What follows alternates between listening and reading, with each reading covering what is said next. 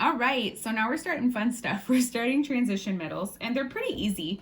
However, it's still ionic, and ionic compounds are always fun to write chemical formulas of, right? Or go backwards.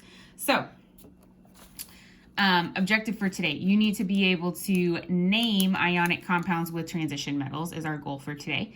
However, I'm also going to introduce going not only from formula to name, but from name to formula as well, which should be pretty straightforward. Okay? So, first and foremost, just a review, where are the transition metals on the periodic table?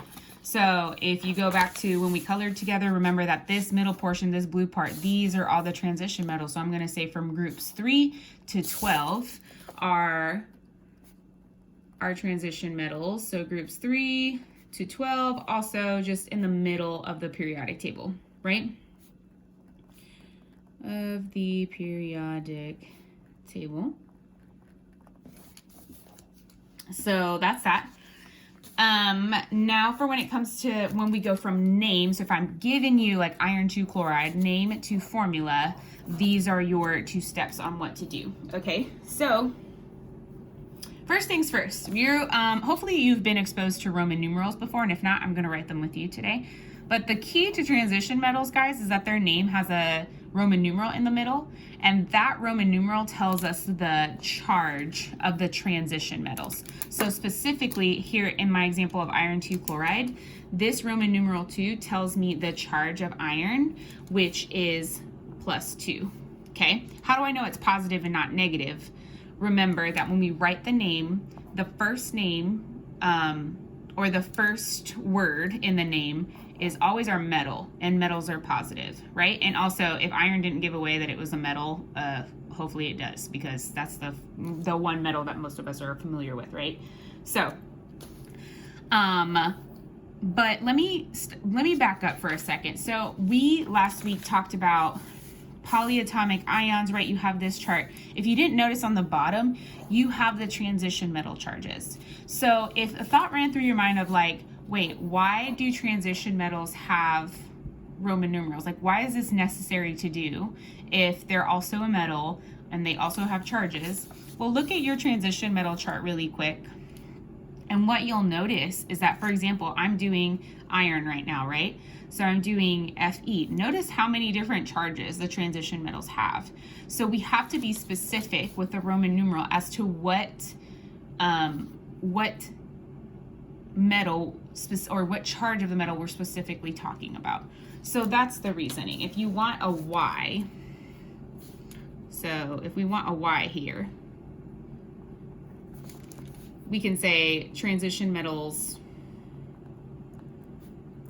and I'm just going to abbreviate, transition metals have many charges, and we have to specify which one that we are talking about, right? It's like for me being a teacher, I have multiple of whatever names, right? Some of you guys have the same name. Say if I have multiple Ashleys, I have to specify with your last names which specific Ashley I'm talking about, right? So same goes for this. So now back to this. So first step, you need to this Roman numeral, tells us the charge of our transition metal, okay? And then now, because remember, we're trying to go from name to formula. Now you just kind of follow the typical ionic writing chemical formula steps that we normally take, right? So look on your periodic table. Iron is one of our oddballs, so it's actually Fe. It doesn't start with an I at all for a chemical symbol. Why, Miss Maita? Because periodic table elements stem from the Latin name, and the Latin name for iron is ferrous. So that's why. Fun fact. So Fe here, we are told from this formula, has a +2 charge. And then chloride, even though there's no chloride on the periodic table, remember that when we name, we changed it to that IDE ending. So what am I probably talking about here? I'm probably talking about chlorine. Refer to that chart that I'm going, online students, I made a chart in class that I'm gonna send to you guys this week over how to change those specific element names to the IDE ending, because a lot of my students were having problems with that. So this is chlorine, and we're going to look at chlorine and be like, okay, chlorine has a -1 charge. So chlorine, Cl, has a -1 charge. So these are just the steps we were doing earlier last week for Gen Chem earlier this week. So remember, +2, -1, they do not equal 0 because 2 minus 1 is not 0. So we're going to crisscross these charges. So this 2 is going to become the subscript of chlorine, and this 1 is going to become the subscript of iron. So when I rewrite this, what do I get? I get Fe1Cl2, but remember, in chemistry, we don't have to write that 1 if there's only one atom. So you just put FeCl2. Easy as that. So usually name to formula is pretty straightforward because they already tell you what charge you're talking about. Now, when we are going from formula to name, that's where it gets a little trickier because you kind of need to figure it out of what your charges are so that you can write the correct name. Because remember, our Roman numeral needs to be present here. Okay, so what I'm calling it, so if we crisscrossed to make our formula, how do you think we can go backwards to find the charges that we originally started with? We can do what I call reverse crisscrossing, right?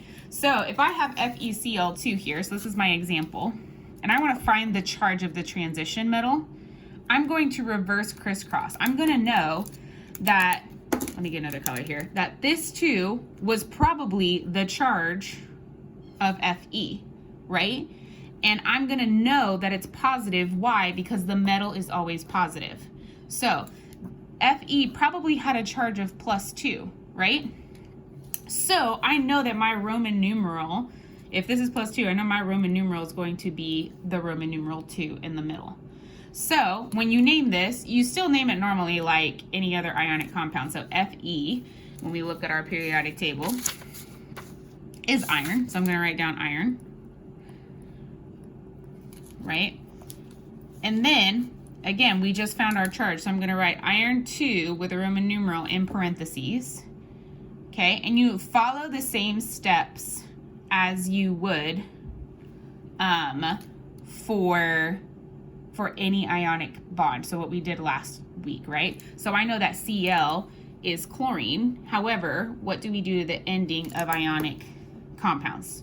We change that INE, we change it to IDE. So this becomes iron 2 chloride, right? So let's look at our steps here. So we just reverse crisscross to find the charge. We use a Roman numeral for the transition metal charge, and then the second element ending still gets that "ide" ending. So when I rewrite our full example here, it would be iron 2 chloride. Okay, so as a review for our Roman numerals here, for those of us that maybe are not really familiar with, let's just really quickly write our Roman numerals on the back here, or if you still have room on your page, you're good. So remember that I is 1, and I'll go back. We have 2, 3, 4, 5, 6, 7,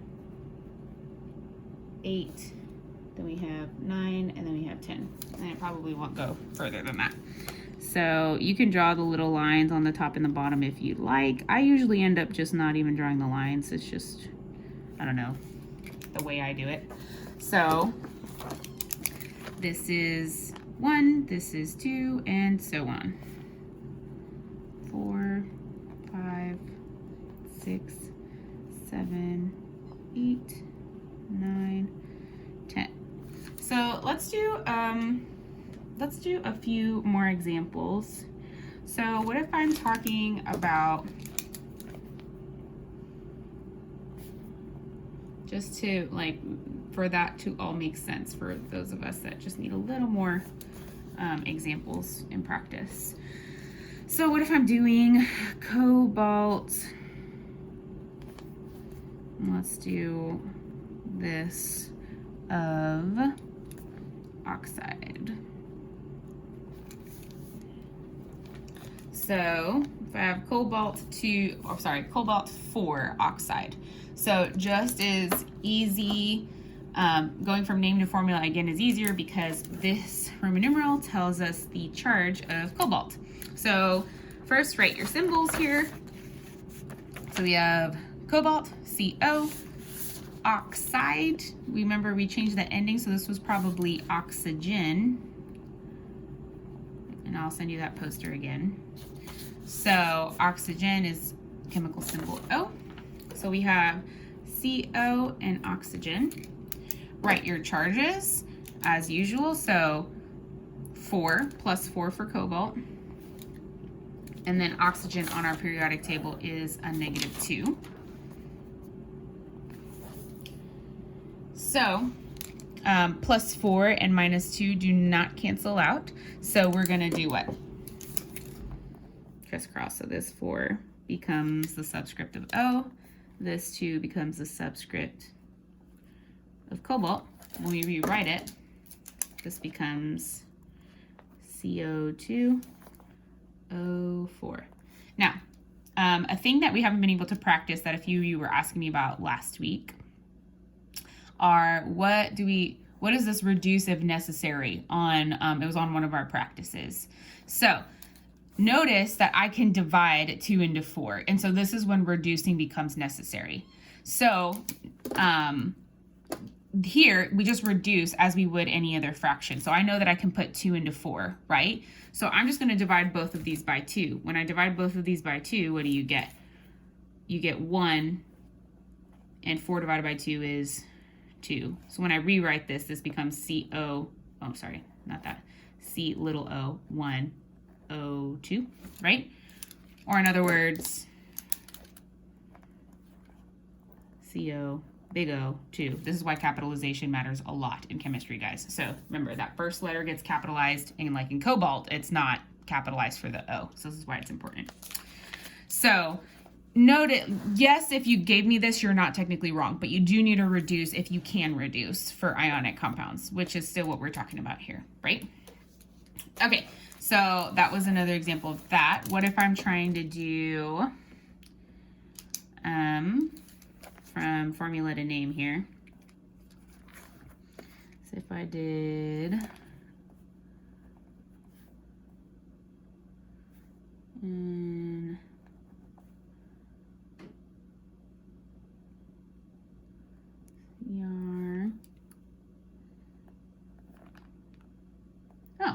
so for this one, it would just be this. So just be CRN. Now this is where your chart matters a lot, okay? So I gave you a little more of a difficult example so that way you could see this. Because remember, we're trying to reverse crisscross, right? To find the charge of whatever we're looking for.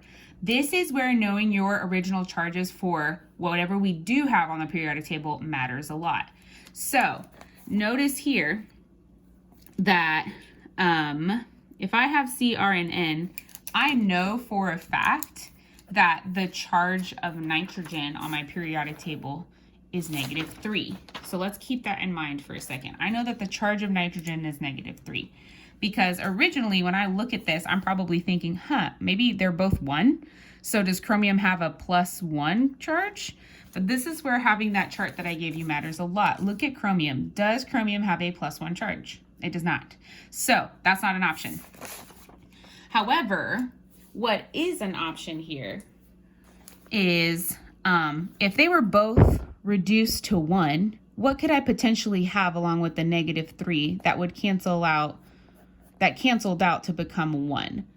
So chromium over here was probably a +3. And if I look on my transition metal chart here, that is an option. This is where you guys have to think a little bit more, right? These are the harder ones. So I knew that it couldn't have been a +2 because then there would have been a subscript of a 2 here, right? It couldn't have been a +5, otherwise I would see a subscript. But there's no subscript, which means that both of these were 1, right? So, and if that didn't make sense, you need to back up my video a little bit more or rewatch last week's video. Or come see me in tutorials, also works. So, but point being, I know that chromium is +3. Why is it important for me to know that charge? Because we need what in the middle whenever we name transition metals? We need that Roman numeral, right? So I know that the Roman numeral for chromium is going to be the Roman numeral for 3, okay? So when I write the name, Cr is chromium, and I'm gonna have a Roman numeral 3 in the middle. And then we just name the rest normally. So N is nitrogen, but what do we change that ending to in ionic compounds? We change it to IDE.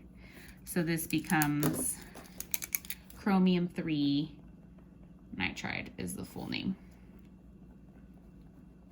So on these ones, guys, whenever you have that subscript of a 1, I want you to make sure, oh, sorry, apparently I can't spell chromium. I want you to make sure that you check these charges. You can't just assume that it's going to be a +1 when you know nitrogen has a -3 charge. So just check both of those charges whenever you're going from formula to name, okay? As always, feel free to email me with any questions, but this is what you are going to be practicing today, is working with transition metals, going from formula to name and from name to formula. But that's all. Hope that was helpful.